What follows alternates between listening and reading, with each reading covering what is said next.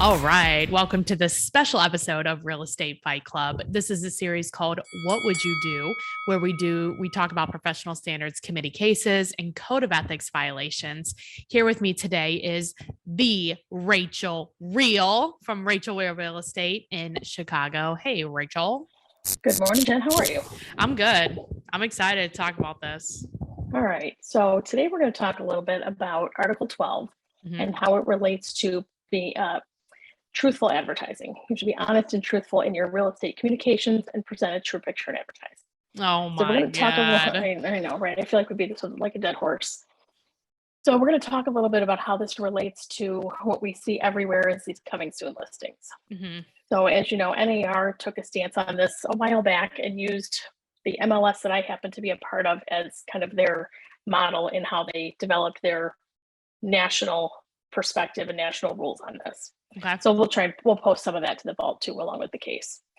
So what I wanted to talk about was Article 12, which Article 12 states realtors shall be honest and truthful in their real estate communications and shall present a true picture in their advertising, marketing, and other representation. Realtors shall ensure that their status as real estate professionals is readily apparent in their advertising, marketing, and other representations, and that the recipients of all real estate communications are or have been notified that those communications are from a real estate professional. So specifically, we'll talk a little bit about Standard of Practice 12-10, which says that realtors' obligation to present a true picture in their advertising and representations to the public includes internet content, images, and the URLs and domain names they use, etc. And then it breaks down some things that you're prohibited from doing. We'll also talk a little bit about Standard of Practice 12-5, which says realtors shall not advertise nor permit any person employed by or affiliated with them to advertise real estate services or listed property in any medium, which would be electronically, print, radio, television, etc., without disclosing the name of the realtor's firm in a reasonable and readily apparent manner, either in the advertisement or in an electronic advertising via a link to a display with all required disclosures. Okay. So, in a nutshell, I have two thoughts. When you advertise, you have to explain that you are a real estate professional and who your brokerage is, who your sponsoring brokerage is. Makes sense. The public should know who's placing the advertisement. Like they even care or not really know, but okay. Well, they should know that they're dealing with a real estate professional, because if a real estate professional advertises a property and says, send me a message for more information, how does the general public know if they're reaching out to the owner of the property? Or no, I agree. They should know that they're dealing with somebody who has a higher level of knowledge than they might. Okay. So today we'll talk a little bit about those and how they relate to coming soon statuses and advertising properties that are not necessarily on market. If we were all like truthful and honest about some of these houses, we'd be like, thank God this advertisement isn't scratch and sniff, or you'd be knocked the hell out. Right. Bring your hazmat suit. I know. I think a lot of these properties where, they're in rough shape, you have to balance that fine line between offending the seller, by saying, hey, we know this is a hot mess. Right. And then making sure you're advertising it. These people have 12 dogs. Right. And it's that they keep like in the basement. Right. So for this particular case, Agent A takes a listing for a property and does not enter it into the MLS. Okay. I already might be seeing a problem here. Agent A advertises the property via several local Facebook groups as a coming soon listing and includes a call to action of PM me with your interest or if you have questions. Okay. Facebook posts do not include the agent's brokerage information. Boo. Agent B's buyer client inquires with Agent B about the listing he saw in one of these local Facebook groups, as he couldn't locate the property listed in any of the typical websites. Agent B finds the property is not listed in the MLS, nor is it in any coming soon database. What is the problem with this scenario? I'm just gonna let you take this one. The first problem is that you said they have to advertise the brokerage. So that's one. Yes. Now, oh my God. Now, it used to be the code of ethics used to require, and license law at least used to require that. Illinois license law used to require that it had to be in the actual advertisement itself. You had to say, here's my listing provided courtesy of Rachael Real Estate, blah. Right. Now they've gone to the code of ethics where it says it has to be at least one click away. Now, I still think best practices would be to be clear and accurate and transparent in your advertising, and just why not just say this is who this is? Yeah, I mean, Because I've like, been in yeah, situations where Jennifer Murtland, comma, EXP Realty. Like, that's easy enough. just do it. You don't have to Yeah. put your logo and all this other fancy stuff in there. Just put in there who you are and who you represent. Now, we have a form that you can check if you don't want it in the MLS. I was trying to Correct. think if you don't have, and I don't know if it only says the multiple listing service or it's like, is there a form or a portion of the form that says, I only want you advertising it privately? Yes, you're talking about a difference between a private listing, like an office exclusive, where it would be you're only advertising this property or marketing this property within your own brokerage, which means you couldn't put it on Facebook groups.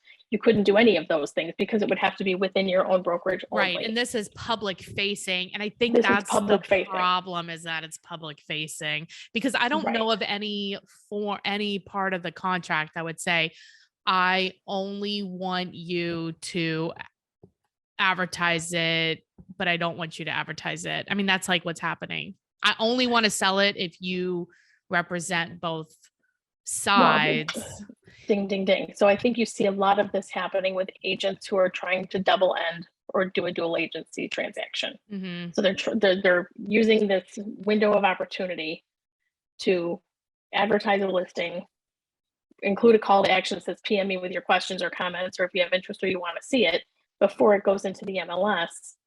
In which case, they're doing a disservice to their seller by not exposing it. Although if the seller says don't expose it, then that's a whole different story. But we're gonna say that's not happening. But even then, let's just say that even a seller is like, I only want it if you are representing both the buyer and the seller, right? You could still, I would still say you would put it out to the agents and then somehow be like, they only want to do this, so we're going to do like a referral back. So it's like kind of, yeah, I don't know. Paper, I represent 17 years. I've never seen a seller say, I only want you to bring the buyer. Because frankly, that the follow-up to that would be, I don't do that. So therefore it's not going to happen. Yeah, but we do it. True. There's many states where that's not legal. They don't allow dual agency. Illinois is one that they do allow dual agency, but I don't, as a practice, do dual agency. Right. So, again, NAR took put a policy together on coming soon listings, and again, based some of that off of the process and the procedures in place in the MLS that I'm in, which is Midwest Real Estate Data. So in this particular situation, if you're signing up a listing, you can have an addendum that's called the Private Listing Network Addendum. That Private Listing Network Addendum says, it includes a disclosure to the seller that says, I realize that not putting my listing in the MLS is going to, limit exposure, do all of these different negative things. I explained to them that we're using this as a means to an end here if we're preparing the property for sale in different scenarios, waiting for photos, things like that. However, it does state in there that the property, if you put it on the private listing network, it has to be in the computer in that separate database, which is for the private listing network, within 24 hours. So in this particular scenario, there's non-compliance on the agent's part by not putting this property in the MLS. And then the reason for that is when an agent puts a sign in the yard or does public facing marketing in a social media group and says, hey, I've got this new listing coming up. If somebody in those groups sees that property, like this particular situation, right, that buyer calls their agent and says, hey, I'm interested in this property. And then they can't find it.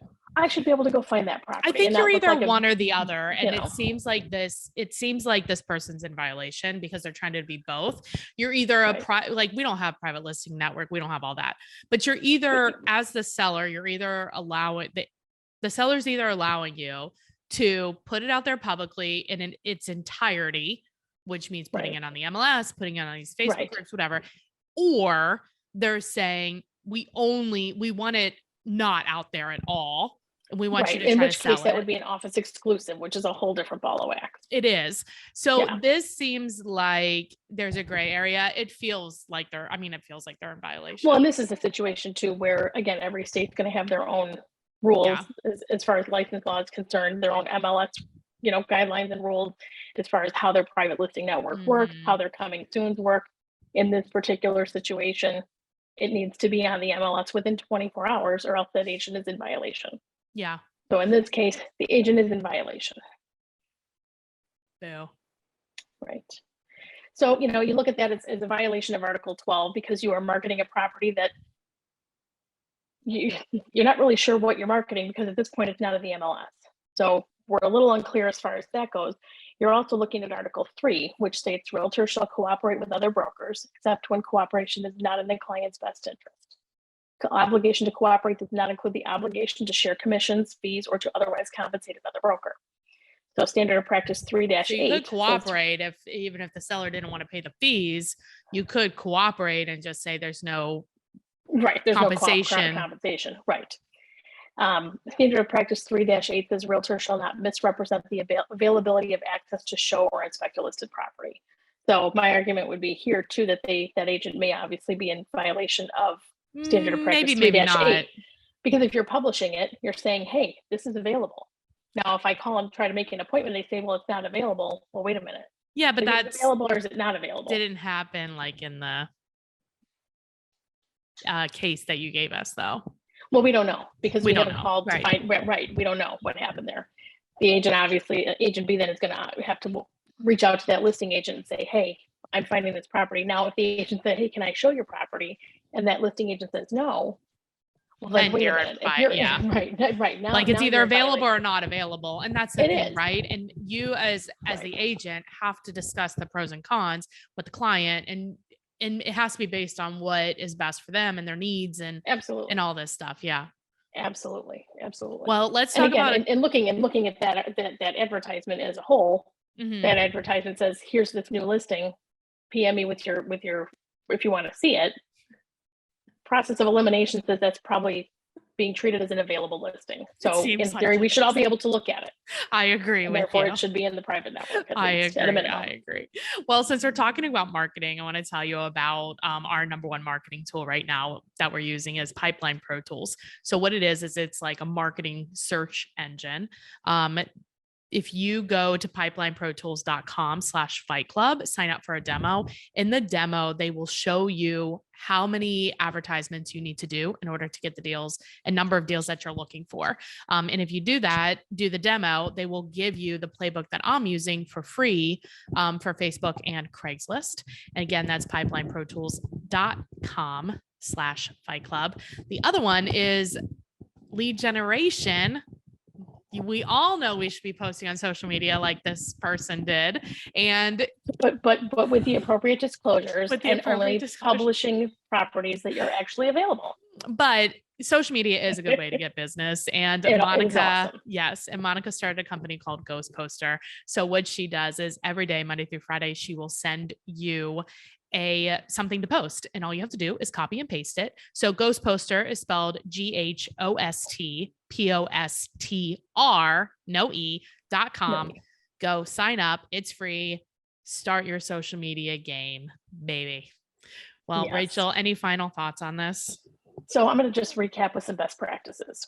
When you're doing social media posts, make sure you're in compliance with your local license law, your MLS rules, and the code of ethics. So you have a lot of these three things here that overlap in many cases, but sometimes what one requires, the other doesn't. So make sure that you know. If you don't know what your rules are, or if you're a newer agent putting together a post, talk to your managing broker. Yeah. Well, talk to your managing broker and say, hey, this is what I'm going to do. What do I need to know before I do this?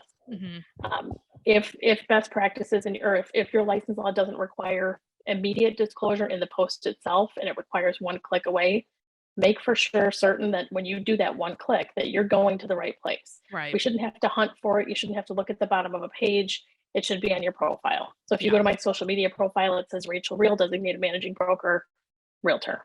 It's very clear.